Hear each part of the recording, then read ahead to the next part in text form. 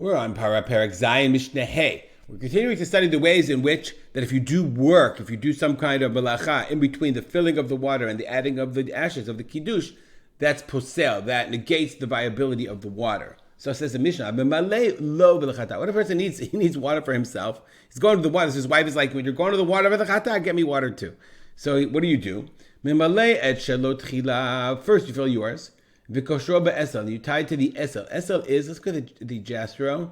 Esel asel is the pole or yoke carried on two or more, commonly on one shoulder. Right? It's the yoke that you carry. The water guy, and they used to, we'll see in the Mishnah, have one water in front and one in back. It wasn't on the sides, but one in front and one in back, as we'll see in 1 second. So first you tie your water on, and then you tie the chatat. Why? Because you do yours, right? You do yours, and then when you fill the chatat, that's melacha. But who cares? Now you do the filling of the chatat. You did melacha before, and now you do the filling of the chatat, and then you go and you bring it back and you do the kiddush quickly.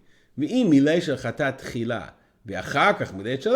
did the other way around, if you first filled the chatat and then you did yours, it's pasul. Obviously, why? Because after you filled the chatat, then you're doing work for yourself.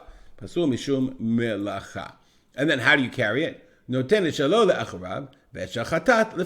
put yours in back, you put the chatat in front. Why? Says the Bartanura, in order to give it extra guarding, excellent guarding. You have to watch it. Just be in your mind to make sure that nothing happens to it. If you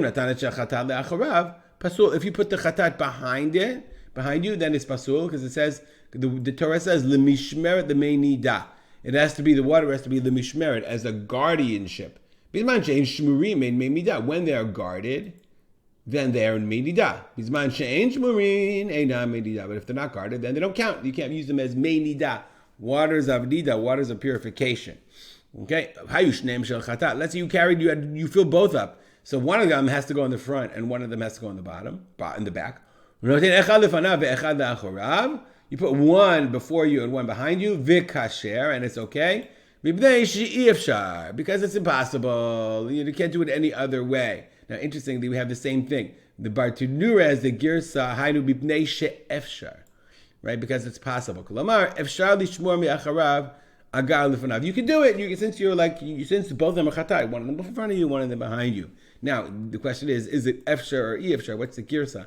I dare say, if I would take a look, which we're going to do in a second, I'm going to find it one word, ifshar. Let's take a look for right now. We just want at one of the manuscripts. As I suspected, it's going to be in the middle. Okay? Is that efshar or ifshar? Depends, I guess, on how you look at it. We'll stop here. Dedicate our learning to memory by Father Rav Simcha ben Yitzchak Kalman. Make it a great day.